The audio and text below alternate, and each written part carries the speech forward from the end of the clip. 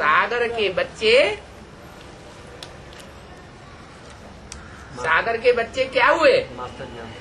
नहीं, सागर के बच्चे भस्म हो गए।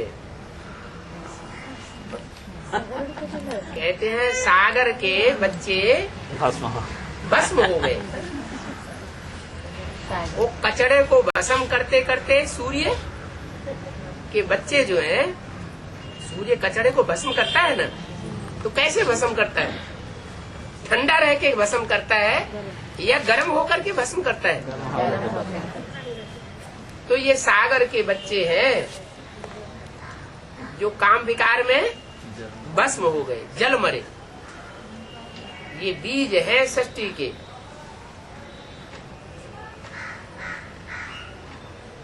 ये खाक में मिल जाते हैं। इसलिए गायन है कि दाना खाक में मिलकर गुले गुलजार होता है। दाना अगर मिट्टी में न मिल जाए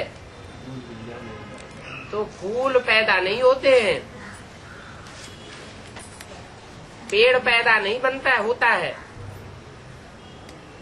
फल नहीं आते हैं।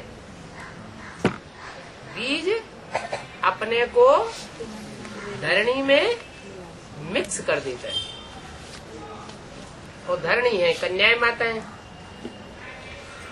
कन्याएं माताओं में भी दो प्रकार की धरणी है।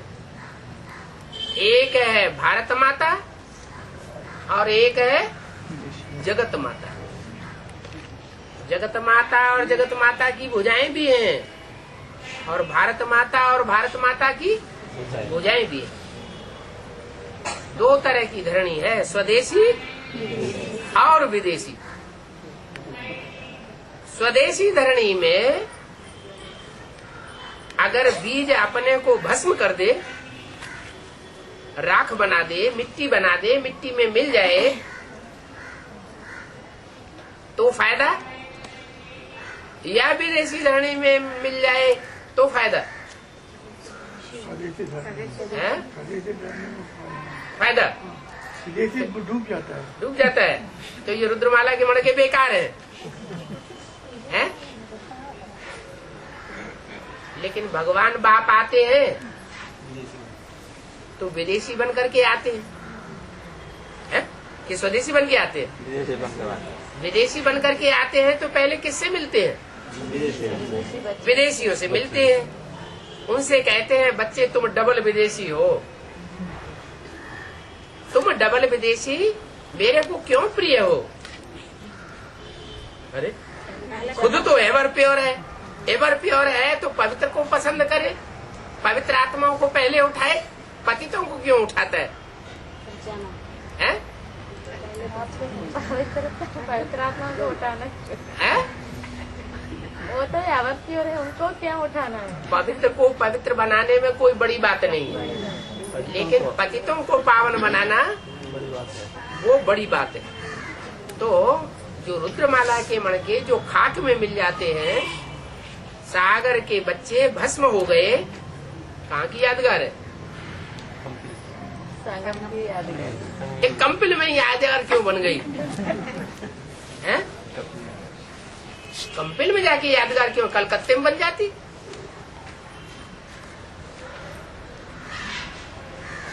कंपिल में यादगार क्यों बनी है? कंपिल से वो बीज, सारी सृष्टि, मनुष्य सृष्टि का बीज प्रत्यक्ष होता है। जो सारी मनुष्य सृष्टि का बीज है प्रजापिता, वो कहाँ से प्रत्यक्ष होता है? कलकत्ते से प्रत्यक्ष नहीं होता, कंपिल से प्रत्यक्ष होता है। तो जहाँ से प्रत्यक्ष होता है वो जो भी पार्ट बजाता है उसमें सुप्रीम सोल पार्ट बजाता है। इसलिए पार्ट बजाता है, सुप्रीम सोल उसमें प्रवेश करता है। तो कारण क्या है जो उसमें प्रवेश करके पार्ट बजाता है? मनुष्य सृष्टि करती है नहीं, पतितों को पावन बनाने के लिए वो पार्ट बजाता है। ऐसे तो ब्रह्मा में भी प्रवेश किया, लेकिन ब्रह्मा के द्वारा सिर्फ गीता माता बनकर के सामने आया, ज्ञान आया हमारे सामने। लेकिन ज्ञान से पतित पावन नहीं बनता कोई। क्या? जितने भी जानवरियत के अवतार हैं वो सब जल में रहने वाले, वो जल को आधार बनाते। और मनुष्य अवतार रामकृष्ण वो धरणी को आधार बनाते।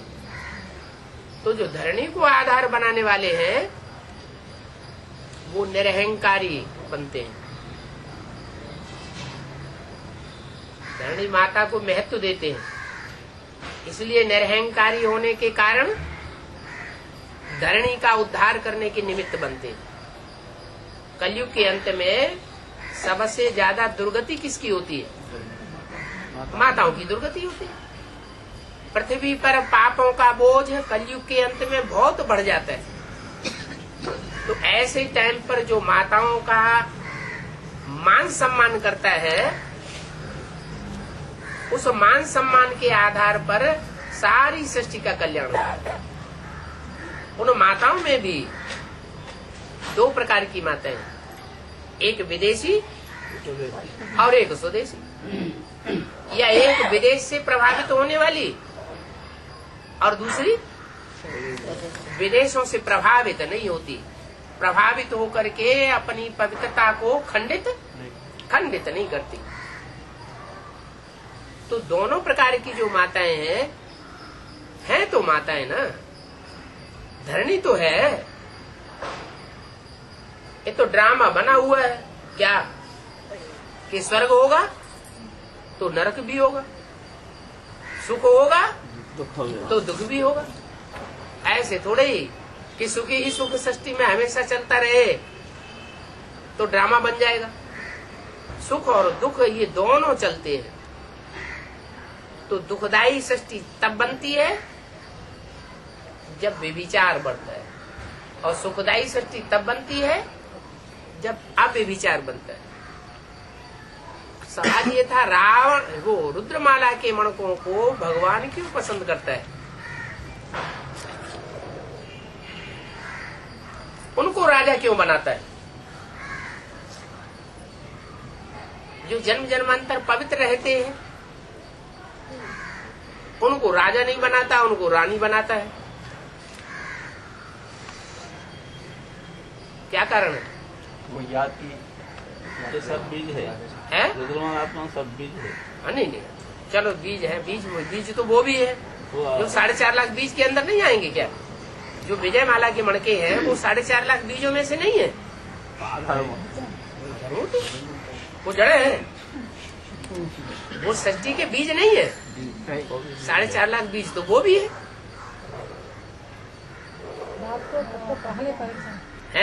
बाप को पहले माला के मणके बाप को पहले पहचानते हैं। हाँ, विदेशी है क्या?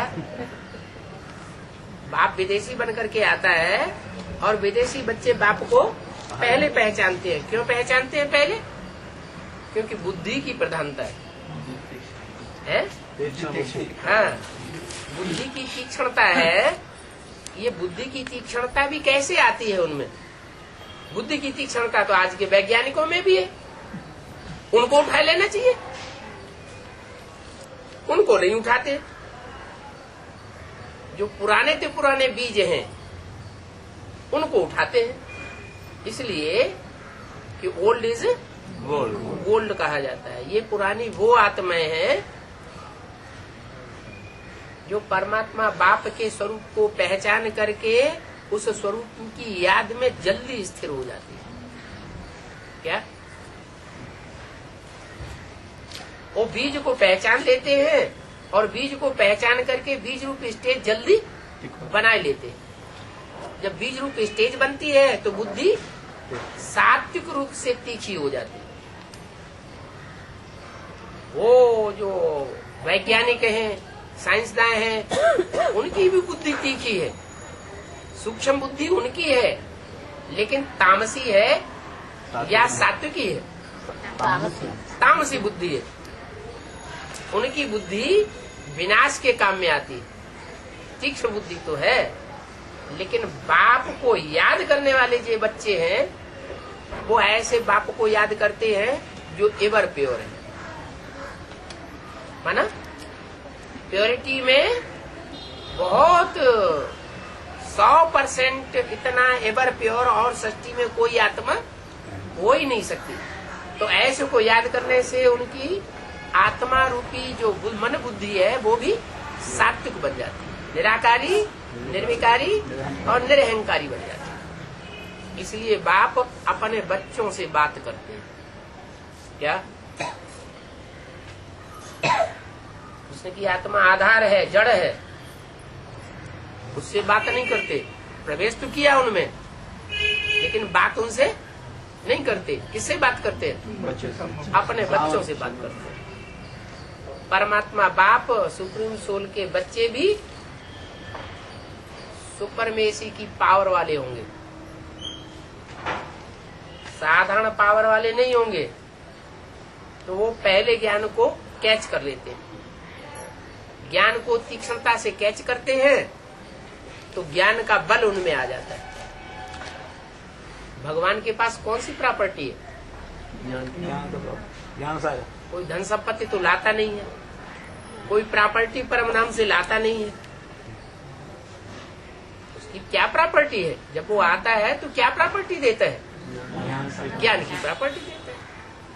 तो उसकी जो प्रॉपर्टी है, उस प्रॉपर्टी की जो कदर करते हैं, उनकी कदर से बाप प्रसन्न होता है। जैसे टीचर होता है ना, टीचर जो नॉलेज देता है उस नॉलेज को जो बच्चे ग्रहण करते हैं, तो ऐसे स्टूडेंट से टीचर खुश होता है कि देखो ये कितना ध्यान देता है हमारी बताई हुई बात पर। तो ऐसे ही ये सुप्रीम सोल बाप की जो प्रॉपर्टी की कदर करते हैं, उन बच्चों के ऊपर बाप बहुत प्रसन्न हो जाता है। वो ये नहीं देखता कि ये पतित है, ये भी जानता है ये पतित कैसे बने। ये हुजूम के हुजूम ऊपर से जो आए दूसरे दूसरे धर्म की आत्माएं, उनके संग के रंग से पतित बने। इनकी दृष्टि तो फिर भी सारी दुनिया के लिए आत्मिक दृष्टि ही रहती है, लेकिन परसेंटेज जो और धर्म के ऊपर से आते हैं वो ज्यादा देहाभिमानी होते हैं, या जो सत्युग त्रेता से उतरती हुई आत्माएं होती हैं वो ज्यादा देहाभिमानी होती हैं। मूल रूप में ज्यादा देहाभिमानी कौन सी होती है? तो आप पर कलयुग से जो उतरती है वो ज्यादा देहाभिमानी। कैसे? कब बनी देहाभिमानी? संगम युग में जब बाप आया था तो उन्होंने ज्ञान की बातों पर ध्यान नहीं दिया, बाप को पहचाना नहीं, ठुकराते रहे। संदेश मिला, एक कान से सुना, दूसरे कान से निकाल दिया। तो पहचान न होने के कारण न आत्मा की पहचान हो पाई, न सुप्रीम सोल बाप की पहचान हो पाई। तो अंत में वो पीछे रह जाते हैं ईश्वरीय पढ़ाई। पढ़ाई में पीछे रह जाने के कारण उनमें देहभान रह जाता है। देहभान ज्यादा रह गया, आत्मा भान कम रहा। तो जितना जितना आत्मिक स्टेज वाला होगा उतना उतना सृष्टि के आदि में जन्म लेगा, और जितना जितना देहभान वाला होगा उतना सृष्टि के अंत में आके जन्म लेगा। तब तक वो आत्मा वहां परम धाम में पड़ी रहती है। कलयुग में आने वाला अपना अपना देहाभिमानी आता है, उन्हें ध्यान देती है। परमधाम से जो भी जाते हैं, जो परमधाम से आती है तो आत्मा, लेकिन सजा खा के गई है या अपनी पुरुषार्थ से पुरुषार्थ करके आत्मा बन के गई है? सजा खा के गई है। तो जो सजाएं खा के गई है वो ओरिजिनल आत्मा है, या जिन्होंने अपना पुरुषार्थ करके आत्मिक स्टेज धारण की है वो ओरिजिनल आत्मा है? पुरुषार्थ करके जो गए हैं वो ओरिजिनल बाप के बच्चे हैं। तो ये बीज रूप आत्माएं जो है भगवान के ज्ञान की कदर करने के कारण ये राजा बन जाती है। पतित पतित भी क्यों बने? संग के रंग से पतित बने। अरे सत्युग के आदि में 4.5 लाख होते हैं। 4.5 लाख का संग का रंग लगे तो फिर भी गनीमत हो। वहां तो 4.5 लाख नहीं, करोड़ों आत्माएं, सैकड़ों करोड़ ऊपर से उतरते हैं और उतरते ही रहते हैं, और ही ज्यादा पतित उतरते हैं। सतयुग में सोने जैसी आत्माएं उतरी, त्रेता में चांदी जैसी आत्माएं और 10 गुनी उतर पड़ी, और द्वापर में और ज्यादा, और कलयुग में तो समाज ही नहीं। इतनी जो आत्माएं दुष्ट प्रकृति की उतरती है, उनके संग का रंग लगेगा या नहीं लगेगा? कलयुग में जितना मान सम्मान होता है तो वो आत्माएं उतना तमोप्रधान आत्माएं है क्या? जो ऊपर से उतरती हैं, इनके मुकाबले जिन्होंने संग का रंग लेकर के नीचे गिरे और पहले भी जन्म लेते लेते सुख भोगते भोगते नीचे गिरे, उनके मुकाबले जो ऊपर से उतरने वाली आत्मा है, उसमें तुरंत का तुरंत आत्म की स्थिति ज्यादा होगी या कम होगी? आत्म की स्थिति ज्यादा होती है, लेकिन वो आत्म की स्थिति जल्दी ही डाउन हो जाती है। और हम षष्ठ के आदि में आत्म की स्थिति संपन्न लेकर के नीचे उतरते हैं, तो हमारी आत्म की स्थिति लंबे समय तक बरकरार रहती है। वो जल्दी जल्दी नीचे उतरते हैं और हम धीरे धीरे नीचे उतरते हैं, तो अंतर पड़ जाता है। लेकिन संग का रंग देवताओं को सबसे जास्ती लगता है, भोले भाले होते हैं। क्या देवताएं तो भोलेनाथ के बच्चे हैं ना। सेवा जो आता है षष्ठी पर, वो भोला बनकर के आता है ना, तो भोला बाप जब आता है तो भोले बच्चों को स्वीकार कर लेते हैं। वो अनेक जन्मों के भोले रहे हैं। देखो, मोहम्मद गोरी और पृथ्वीराज चौहान, कौन भोला था और कौन चाणा था? हैं? ज्यादा चालाकी किसने दिखाई? मोहम्मद गोरी ने कितनी चालाकी दिखाई, बार बार माफी मांगना और बार बार हमला कर देना।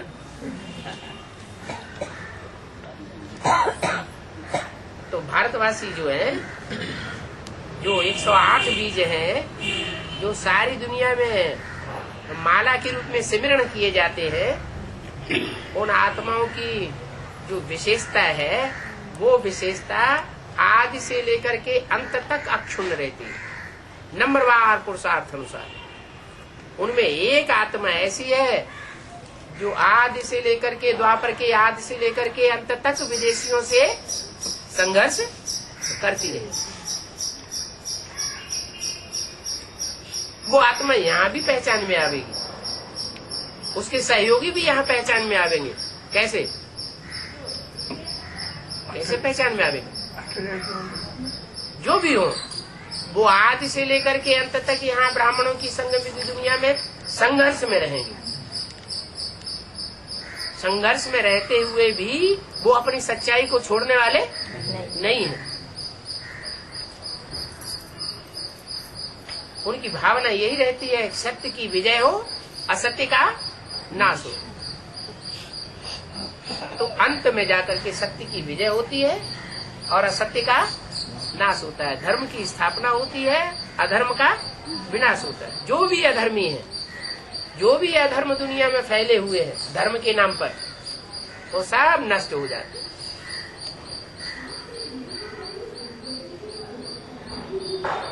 तो रुद्रमाला के मण के एक धर्म के तो बीज है नहीं, कितने धर्मों के बीज है? दुनिया में जितने धर्म फैले हुए हैं, सब धर्मों के बीज हैं।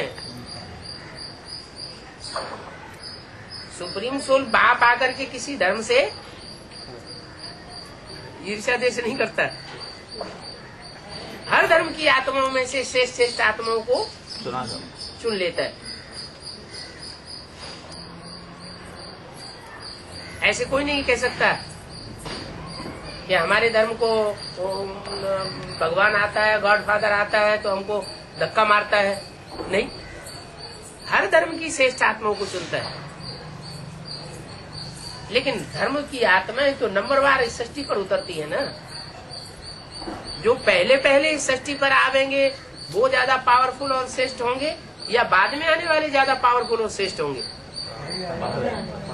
जो पहले पहले आते हैं वो ज्यादा पावरफुल भी होते हैं और श्रेष्ठ भी होते हैं, और जो अंत में उतरते हैं वो कम पावरफुल हैं और अपने से पहले आने वाले धर्मों के मुकाबले कम श्रेष्ठ है। फिर भी कोई नाली का अवगाहन करे, कोई नाला बह रहा है और नाले का कचड़े का अवगाहन करे, तो उसमें भी कभी कभी अच्छी चीज निकल आती है, नहीं है? तो ऐसे ही जो अंतिम धर्म है, उन अंतिम धर्मों में से भी जो श्रेष्ठ श्रेष्ठ आत्माएं हैं उनका चयन कर लेता है और चुनी हुई आत्माओं को फिर संसार में चमकाता है। ये काम परमात्मा परमपिता ही कर सकता है और कोई मनुष्य आत्मा नहीं कर सकती। क्यों नहीं कर सकती? क्योंकि सब में पार्शियलिटी भरी हुई है।